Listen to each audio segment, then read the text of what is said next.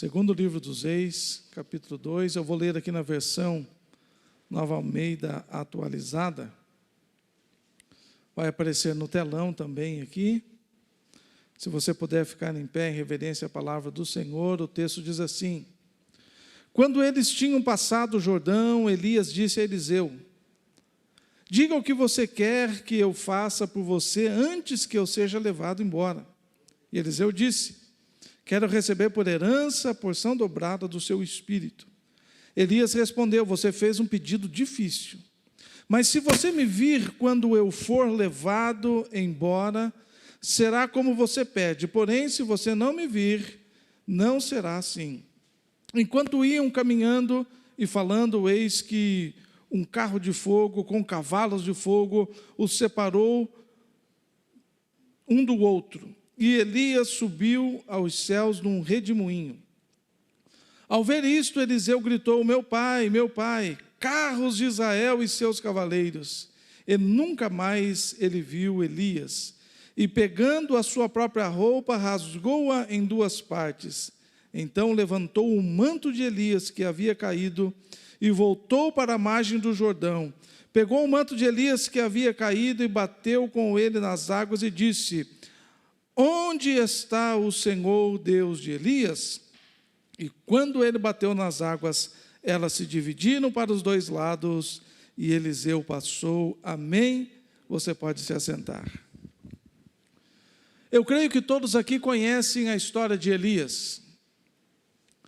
Elias surge no capítulo 17 do primeiro livro dos Reis, simplesmente surge. E ele já surge orando e dizendo: segundo a minha palavra, não haverá chuva sobre a terra. E não choveu e nem caiu orvalho sobre a terra durante 3 anos e meio. É o Elias que nós conhecemos, que foi ao riacho do Querite e ali foi sustentado por corvos. O Elias que foi enviado a Sarepta, região de Sidom, Tiro, Sidom, ele foi enviado àquela região para ser sustentado por uma viúva. É o mesmo Elias que nós conhecemos, que orou e os céus se abriram e veio chuva abundante.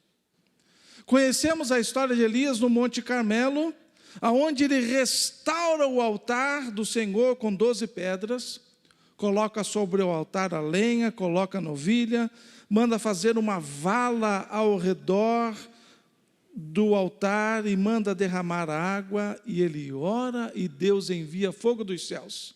O fogo consome a novilha, consome a lenha, consome as pedras e consome a água que ali estava. É o Elias que nós conhecemos, que quando um capitão com 50 soldados veio para prender, ele disse: caia fogo dos céus. E o fogo caiu, e os soldados e o capitão foram consumidos. Não uma, mas 2 vezes. É o Elias que nós conhecemos, que foge de Jezabel, a esposa de Acabe.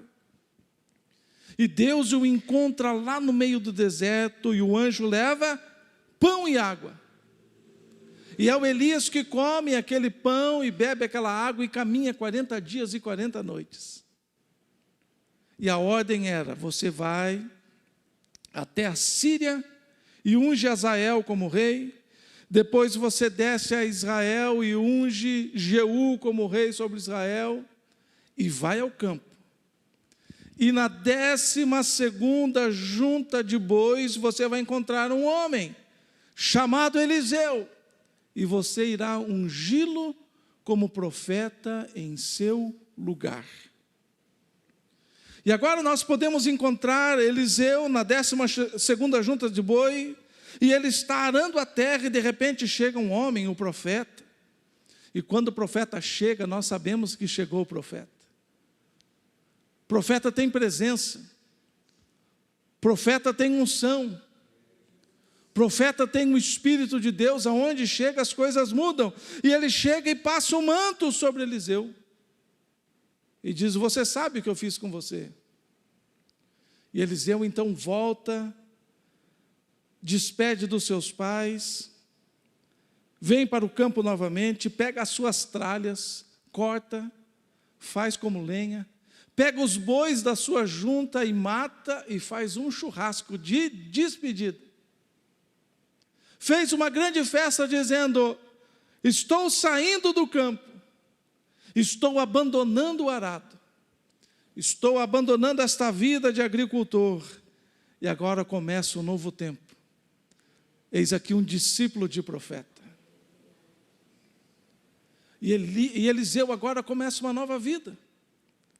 Eu fico pensando que ele seguiu Elias, dormiu junto de Elias, e acordou pela manhã, e naquela manhã seguinte, ele não precisou separar os bois, ele não precisou preparar o seu arado, ele não precisou ir ao campo para arar a terra. Naquela manhã, Eliseu se levantou e se assentou aos pés de Elias para aprender como ser um profeta. Eliseu não é mais um agricultor. Eliseu já não está mais na 12ª junta de bois. Eliseu já não está mais arando a terra. Agora ele está vivendo dias especiais. Agora ele está vivendo um tempo especial na sua vida. Eliseu não precisava levantar pela manhã, arar a terra. Ele levantava pela manhã para se assentar aos pés de Elias e aprender sobre o poder de Deus. E nós temos que entender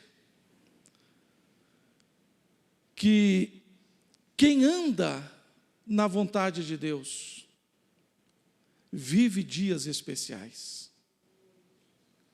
Agora Eliseu, ele não fazia mais a sua vontade.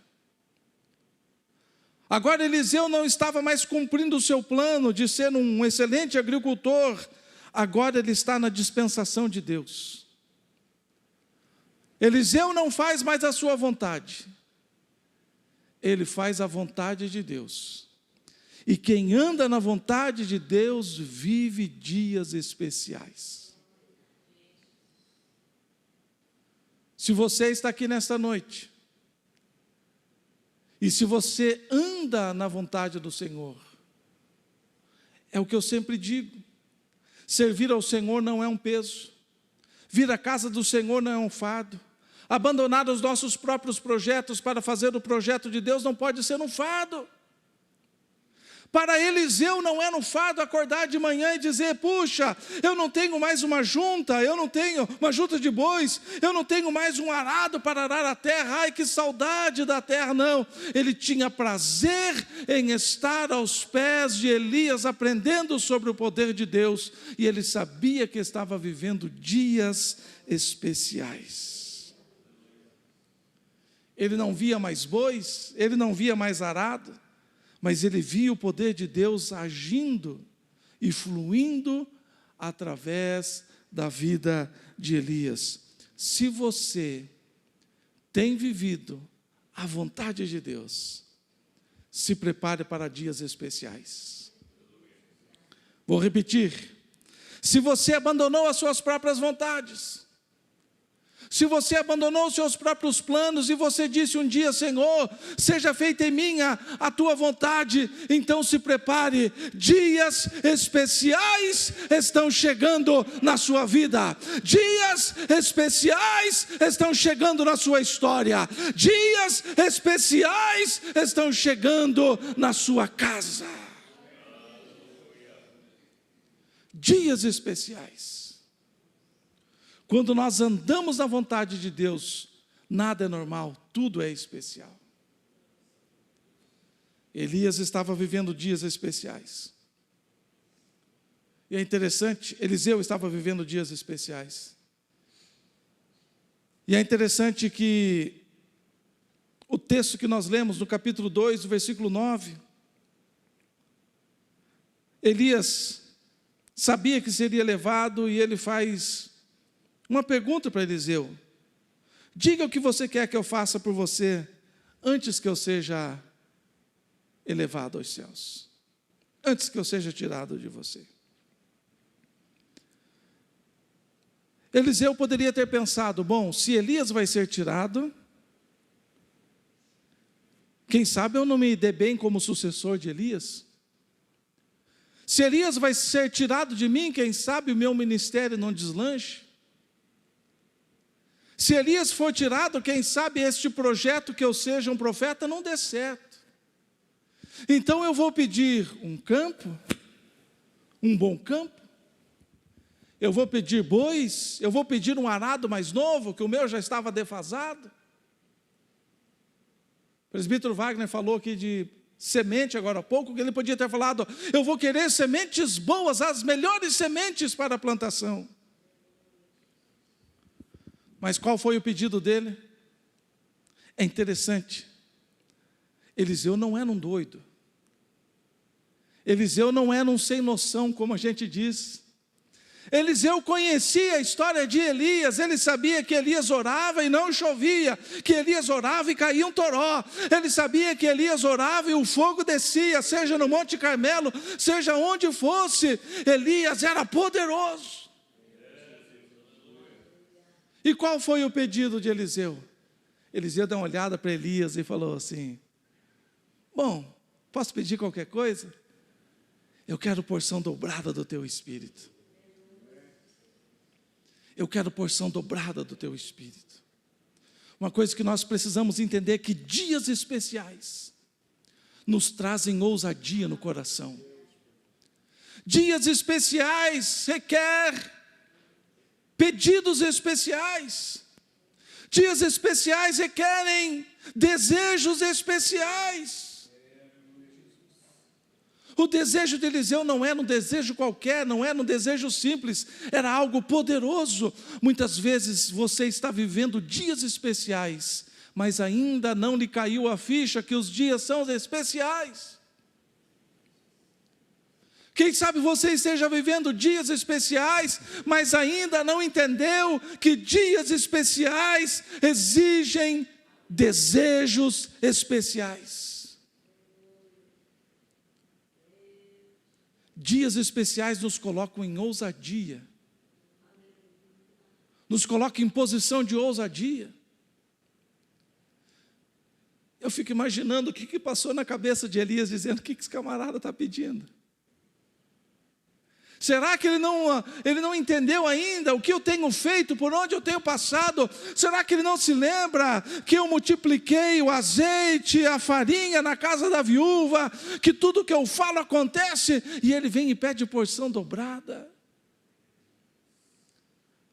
Então você tem que entender, dias especiais nos colocam em posição de ousadia, para que tenhamos desejos especiais e pedidos especiais. O que é que você tem pedido ao Senhor? Como tem estado o seu coração? Você está vivendo dias especiais, então se coloque na posição daqueles que vivem dias especiais e ouse nos seus pedidos, peça coisas especiais ao seu Deus.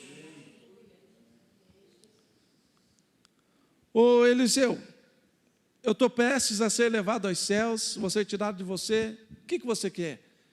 Eu quero porção dobrada do teu espírito. Ousadia. E Elias diz assim, olha, é bem difícil o pedido que você fez. Não é um pedido simples, mas nós vamos fazer um acordo. Se você me vir quando eu for elevado, vai acontecer segundo o teu desejo.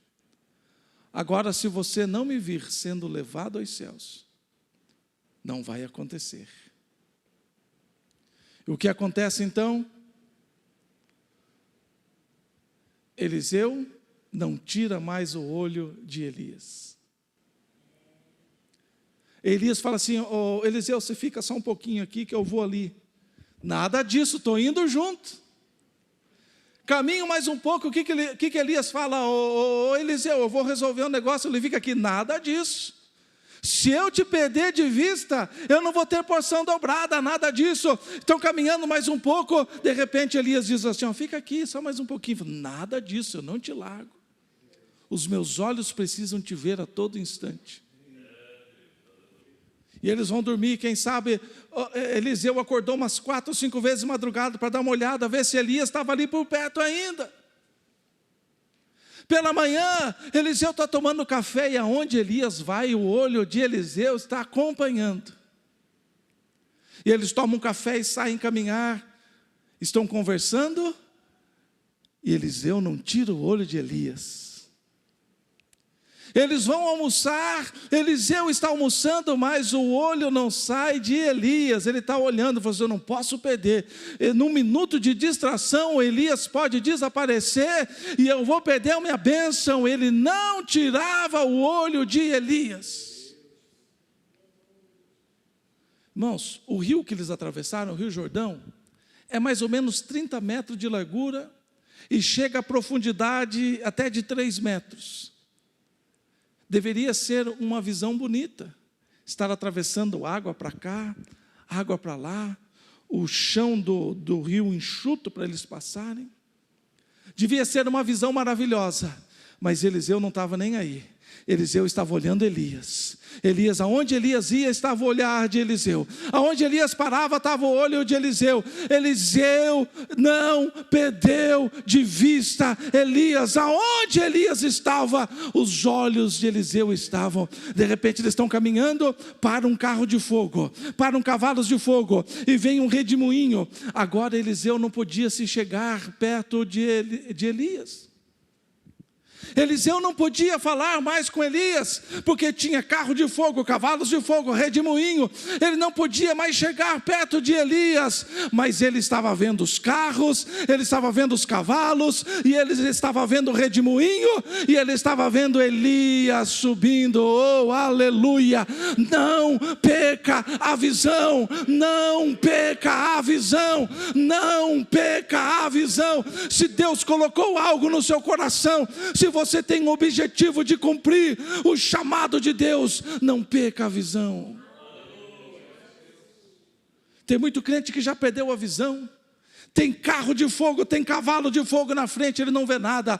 Tem redemoinho, não vê nada. Deus está fazendo, ele não vê nada. Deus está trabalhando, ele não vê nada. Mas não perca a visão. Oh, aleluia! Porque quem tem visão, quem não perde a visão, na verdade, visão é a chave da sua promoção.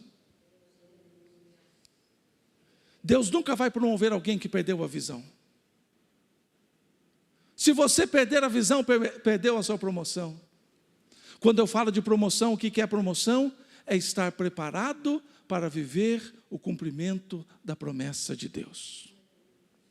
Deus faz uma promessa para a sua vida, mas Ele tem que trabalhar primeiro em você, e quando você estiver preparado, aí Ele cumpre. E a chave milagrosa, ou a chave extraordinária para a promoção, é não perder a visão. Não perca a visão. Se você não perder a visão, a promoção estará chegando na sua vida.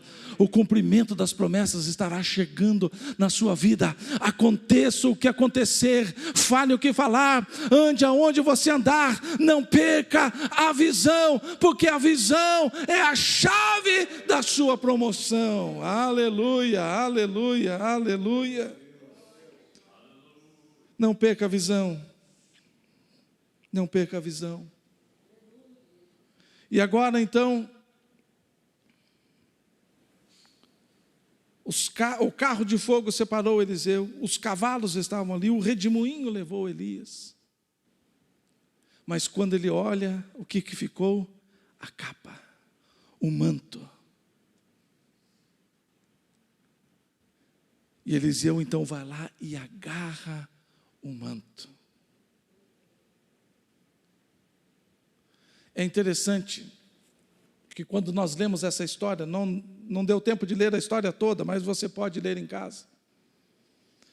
É interessante que quando Deus tira Eliseu do campo, quando Deus tira Eliseu da 12ª junta de bois, quando Deus tira Eliseu do arado e o coloca como discípulo de Elias, mas gerou uma ciumeira.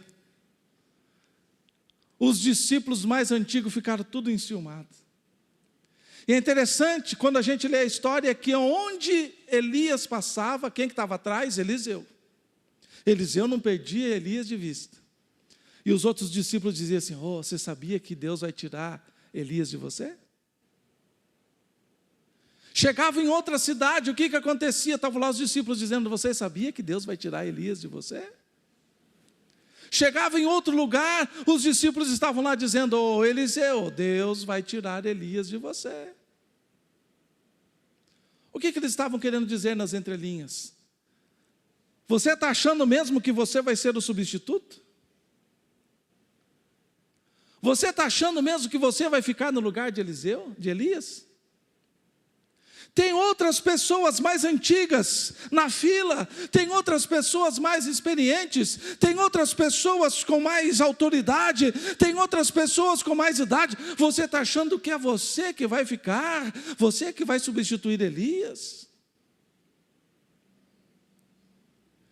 Então, quando eu vejo que Eliseu corre e agarra aquele manto significa a confirmação da promessa. E é interessante que ele pega aquele manto, e ele volta agora e está caminhando, e ele toca o rio, como nós lemos, e o rio se abre, ele passa, e quando ele atravessa o rio, quais são as primeiras pessoas que vão se encontrar com Eliseu? Os discípulos de profeta. Eles vieram correndo, eles estavam vendo Eliseu sozinho, cadê Elias? Eles estavam pensando: viu, aconteceu do jeito que a gente queria, do jeito que a gente falou, aconteceu. Mas eles não imaginavam que Eliseu estava sem Elias, mas ele carregava nos seus braços o manto da confirmação. Agora Eliseu, ele foi como um discípulo de profeta, mas agora ele volta não mais como discípulo, agora ele é o profeta oficial da nação de Israel. Não perca o manto, não perca o manto da confirmação. Não importa o que falem, não importa o que esperem de você, não importa se estão desejando a sua ruína, o seu fracasso.